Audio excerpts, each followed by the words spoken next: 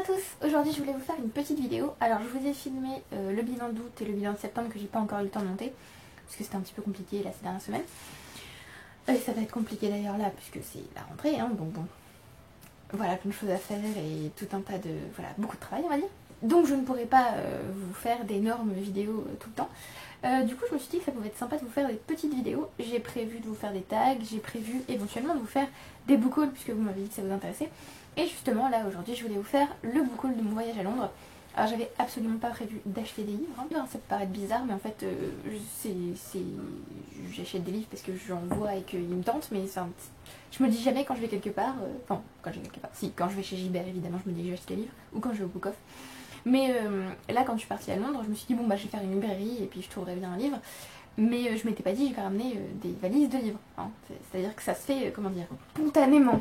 Voilà, je ne prends pas la décision de le faire, ça vient, c'est fait, voilà. Voilà, c'est un peu bizarre mais c'est comme ça. Et donc, je vais vous présenter les livres que j'ai achetés. Voilà. Alors, le premier c'est Kings and Queens of England and Scotland de Plantagenet Somerset Fry. Je ne pense pas qu'il a été traduit. Voilà. Quoi qu'il y a des livres de cette maison d'édition qui sont traduits, mais celui-là je crois pas. C'est vraiment un livre de référence avec voilà, tous les rois d'Angleterre et d'Écosse du début à maintenant, puisqu'on a aussi Charles III et ses successeurs, enfin la ligne de succession en tout cas. En fait, quand on est allé à Londres, on est allé à la Tour de Londres, et il y avait un livre comme ça sur la généalogie des rois qui m'intéressait bien. Et je ne l'ai pas pris, je ne sais pas pourquoi j'ai fait ça, voilà. Mais j'ai regretté en fait le lendemain. Et le lendemain justement, on allait... Le lendemain justement, on allait à Westminster. Et dans la boutique de Westminster, j'ai donc trouvé celui-là.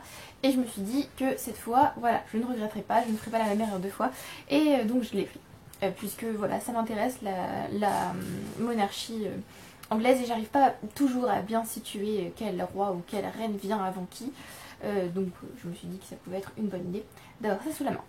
Ensuite, donc on a fait la Tour de Londres, on a fait Westminster Abbey, on a fait la National Gallery.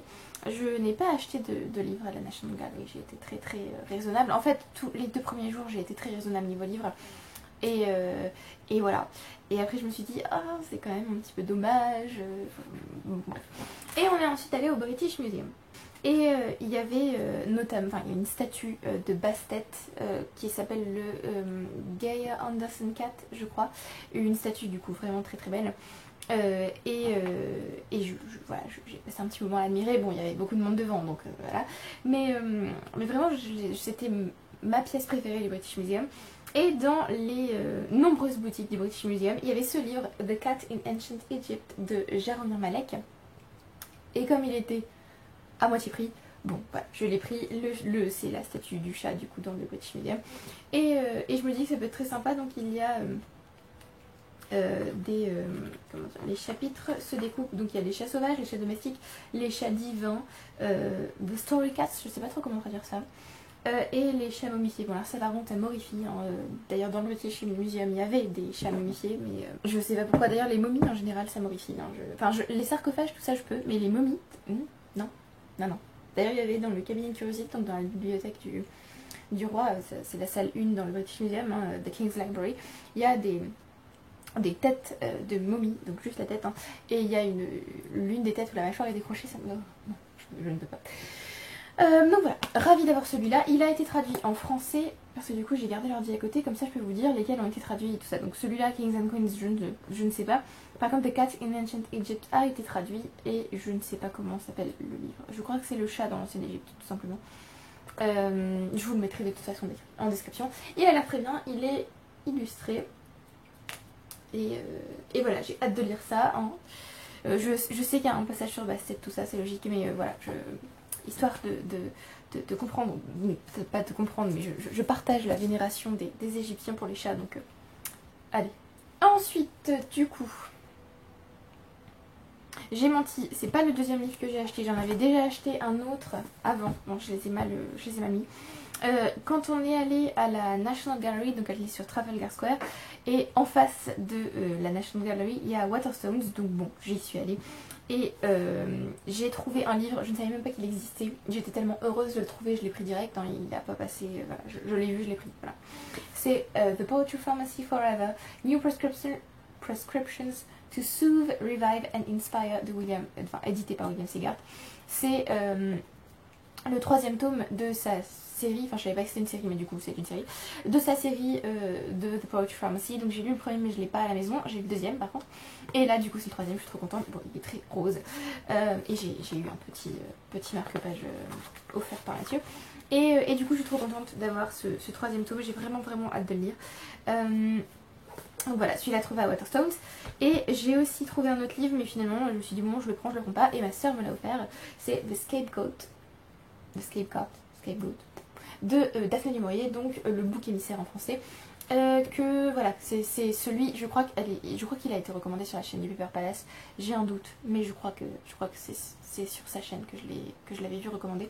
Parce que je ne savais plus où aller avec Daphné du Maurier. Il y a tellement de livres, enfin elle a écrit tellement de livres. J'ai lu Rebecca, j'ai lu My Cousin Rachel, et j'avais très envie de continuer, mais j'étais un peu perdue niveau. Voilà, trop de livres. Et du coup c'est avec celui-là que je continuerai. Je n'ai pas relu le résumé, enfin un peu parce qu'il y en avait plusieurs, donc je voulais savoir lequel vraiment j'avais envie de lire. Mais oui, c'est celui-là qui a gagné, on va dire. Et j'ai aussi très envie de lire Jamaica Inn, donc l'auberge de la Jamaïque, et Frenchman's Creek, donc je crois que c'est la crique du français. Je sais pas si ça a été traduit en vrai. Mais, enfin ça a été traduit mais je ne connais pas la traduction du titre. Donc voilà, très contente de pouvoir lire ce livre, j'ai vraiment hâte. Donc, ça c'était après la National Gallery, donc Trafalgar Square. Ensuite British Museum avec The Cat in Ancient Egypt. Et là, je me suis dit, bon, j'ai été vraiment très raisonnable. C'est merveilleux, je n'ai pas acheté beaucoup de livres. Mais j'ai remarqué, enfin évidemment, à Londres il y a énormément de boutiques, de librairies, de livres d'occasion. Et je me suis dit, c'est quand même vraiment dommage de passer devant ces librairies, parce qu'en plus, là où on était logé, je passais devant ces librairies. C'est vraiment dommage de passer devant et de ne pas y aller. Et donc, je me suis prévu un petit horaire. Je me suis pris 1h30. Je me suis dit, bon, ça devrait aller, je devrais trouver en 1h30. Je me suis pris un petit horaire donc pour aller dans ces librairies d'occasion. Et donc, je suis d'abord passée chez Jude Books. Et je me suis dit, bon, ouais, je vais au moins en trouver un. Ou voilà. J'ai trouvé des livres merveilleux. Et ensuite, je suis passée chez Scope Books. Donc, on va commencer par Jude Books. Déjà, en entrant chez Jude Books, je suis tombée sur Prelude to Foundation d'Isaac Asimov. En fait, il y avait toute la série Foundation, mais je me suis dit, déjà, j'avais pas trop compris comment ça fonctionnait. Après, une cliente a demandé au vendeur qui lui a dit qu'en fait, les livres qui se trouvaient dans la librairie étaient des livres qui avaient été achetés en trop par les grandes librairies londoniennes et qui étaient revendus à ces petites librairies d'occasion entre guillemets, pour un prix modique, et donc eux les revendaient beaucoup moins cher. Donc il y avait tout Foundation. Ne me demandez pas comment j'ai fait, mais j'ai acheté dans cette librairie seulement 5 livres. J'aurais pu tellement faire une razzia. J'ai pensé à ma valise, j'ai pensé au poids, et je me suis dit on va se calmer. Mais comme l'a dit Mathieu, la prochaine fois je prends une plus grosse valise. Et voilà. Hein, bon.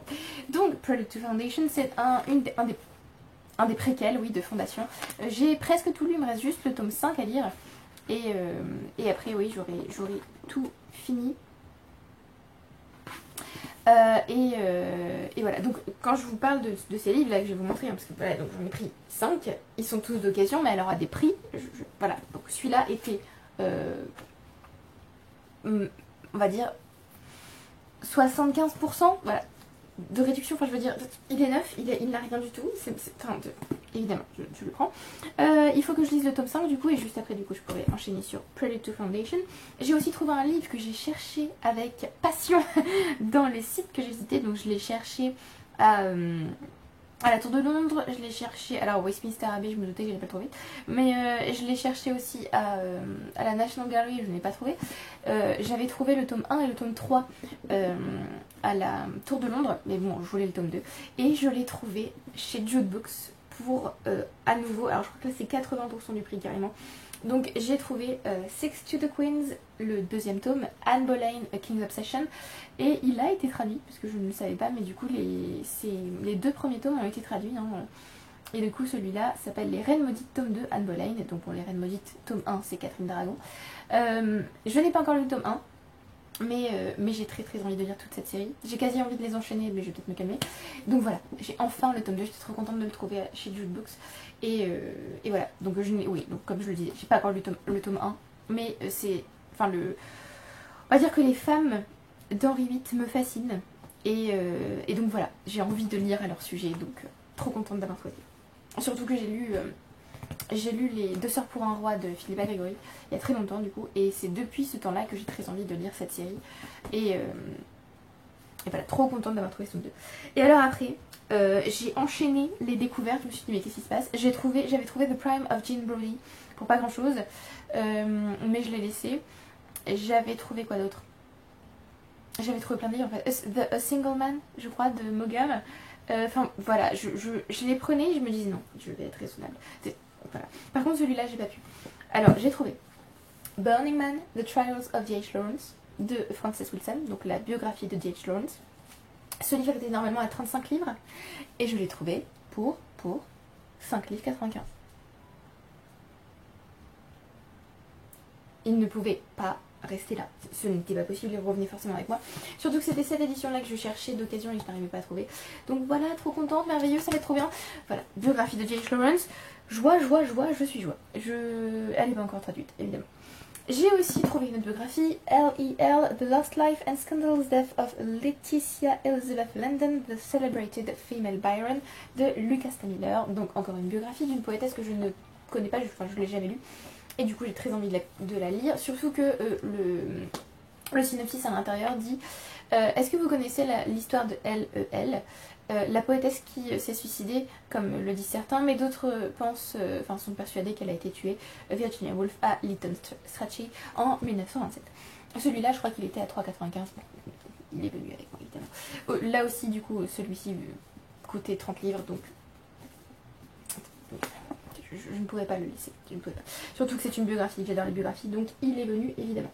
Alors là, je vais faire un petit peu de place parce que là, ça fait beaucoup.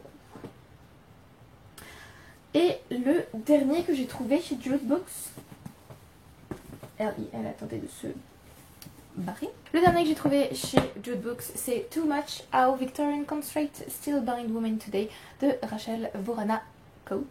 Et celui-ci aussi était, je ne sais plus, je crois qu'il était à 5 aussi, et au lieu de 20. Donc il est rentré avec moi. C'est une non-fiction sur le fait que les contraintes victoriennes ou les restrictions victoriennes de l'âge victorien liraient toujours les femmes britanniques aujourd'hui. Voilà, ça m'a semblé intéressant, donc je vais le lire. Et je crois que c'est un livre qui n'a pas de sommaire, ce qui m'a un petit peu... ok, pourquoi pas. Mais hâte de le lire.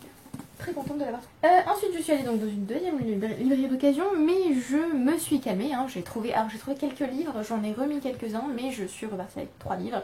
Et je suis repartie donc avec Hyperion et The Fall of Hyperion de Dan Simmons, parce que ces deux-là je les voulais absolument.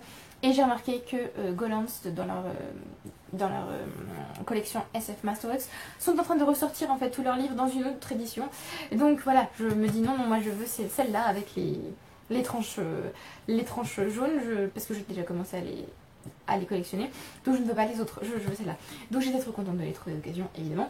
Je n'ai pas trop envie de vous en dire parce que moi-même j'en sais pas trop. Je sais que c'est de la science-fiction et que des amis me l'ont recommandé et je leur fais confiance, et en plus ça fait longtemps que je veux les lire, donc voilà, trop contente de les avoir trouvés. Et j'ai aussi trouvé The Island of Dr. Moreau de H.G. Wells. Alors tous ces livres là du coup étaient à moins 50%. Et voilà, trop envie de le lire. Celui-là j'ai aussi envie de le lire parce que je crois que... comment elle s'appelle, Silvia Moreno Garcia a fait une réécriture qui s'appelle The Daughter of Dr. Moreau, je crois. Donc voilà, j'ai envie de le lire, l'original d'abord, et ensuite de lire la réécriture de Silvia Moreno Garcia. Et voilà, c'est un docteur qui fait des expérimentations. Et je pense que je vais pas en dire plus. Voilà, il y a des... Bon, vous vous doutez, il y a des animaux qui sont impliqués. Donc voilà, donc trop contente d'avoir trouvé ces trois-là, j'étais ravie. Et enfin, le dernier jour, le jour du départ, nous n'avions rien prévu, juste une petite promenade. On est allé à Buckingham Palace. On a vu le début de la Ruelle de la Garde, c'était sympa. Et ensuite je me suis dit j'aimerais trop passer dans la librairie londonienne, j'aimerais aller à Hatchard. Et donc on y est allé parce que je voulais en fait absolument trouver un Jane Austen. J'avais cherché à Waterstones, j'avais cherché à Jute Books et à Scoop Books mais j'avais pas trouvé. Et donc j'étais un petit peu déçue. Et je voulais voilà revenir avec un Jane Austen. Et donc j'ai trouvé Northanger Abbey de Jane Austen, donc, qui est traduit de la même façon. Il y avait aussi Sense and Sensibility et Mansfield Park, donc ceux qui me manquaient en fait, mais je voulais tous les prendre, mais je me suis dit on va se calmer et j'ai préféré prendre 3 autrices en fait britanniques, donc j'ai pris Jane Austen. Celui-ci il me semble que c'est une parodie de roman gothique, donc je pense que ça va être vraiment très bien. J'ai aussi pris The Tenant of Whitfell Hall d'Anne Brontë, la seule sœur Brontë que je n'ai pas encore lue. J'avais pensé à prendre Agnes Grey, mais en fait celui-ci me tente beaucoup plus. Ou alors à prendre Villette de sa sœur Charlotte, mais en fait comme c'était elle que j'avais pas encore lu, je me suis dit que c'était celui-là que j'allais prendre. Trop hâte de le lire, je ne me souviens pas du tout du résumé, mais trop hâte. Et enfin le dernier que j'ai pris.